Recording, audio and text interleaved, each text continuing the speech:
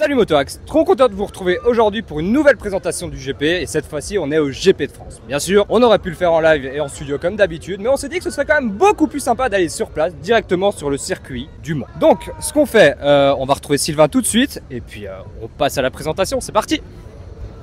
Bonjour à tous, c'est le Grand Prix de France, ça y est c'est l'heure, c'est parti et c'est chaud, d'ailleurs il fait hyper chaud. Quand on est venu il y a 3 semaines pour les 24 heures du Mans, il faisait un petit peu plus frais, 2 degrés dans la nuit. Là aujourd'hui c'était magnifique, ouais. Donc c'est bien parti, je pense qu'on va avoir un beau spectacle. Bon, alors déjà le public, il a répondu présent, hein.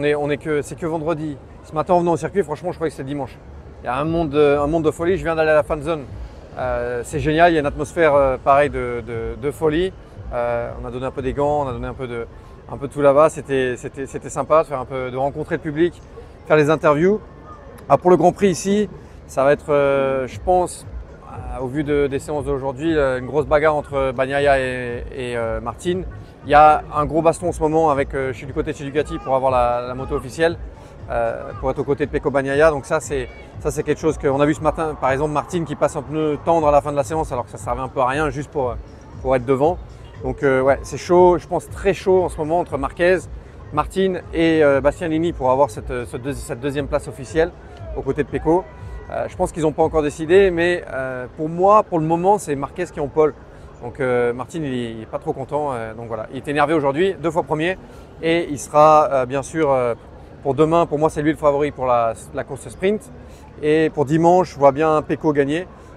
Outsider, Acosta et Viñales. Les deux qui, je pense, vont être devant. Ils vont être en bagarre pour le podium.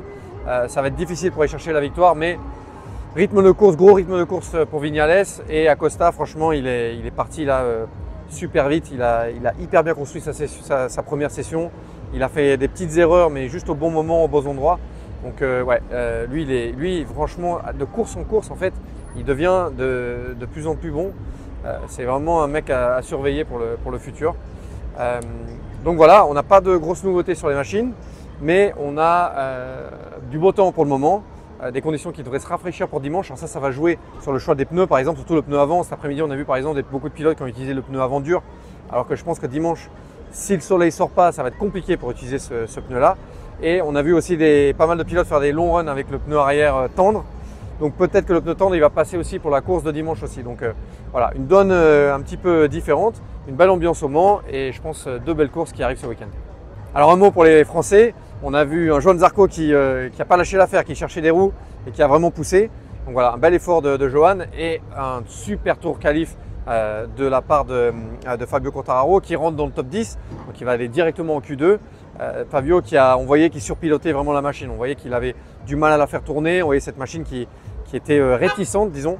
Mais il a su s'imposer, il a su briller.